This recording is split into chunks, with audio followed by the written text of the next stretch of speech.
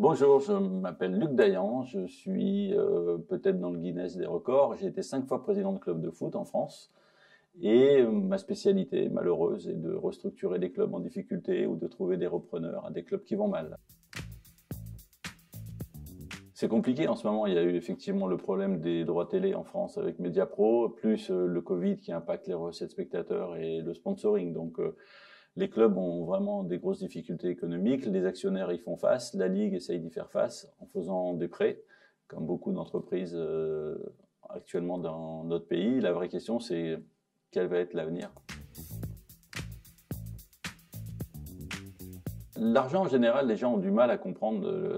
Moi, je le vois parce que j'interviens de temps en temps, et notamment chez nos amis de l'After, mais à comprendre le modèle économique des clubs de foot avec ses ventes de joueurs, les recettes, les dépenses. Après, tout le monde a envie d'avoir les meilleurs joueurs, donc l'argent est parfois, comment on dit, mis au mauvais endroit. Moi, je pense que parfois il peut être polluant, parfois il peut être extrêmement efficace.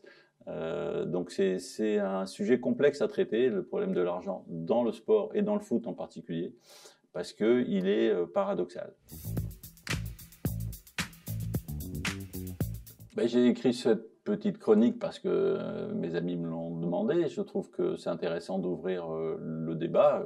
C'est une expérimentation, on va voir si elle est fructueuse, mais effectivement, comme j'ai une petite légitimité pour avoir géré un certain nombre de clubs à parler d'argent et à parler de formes de gouvernance et d'actionnariat, et comme l'After est parfois pionnier, c'est un plaisir d'écrire dans ce premier numéro.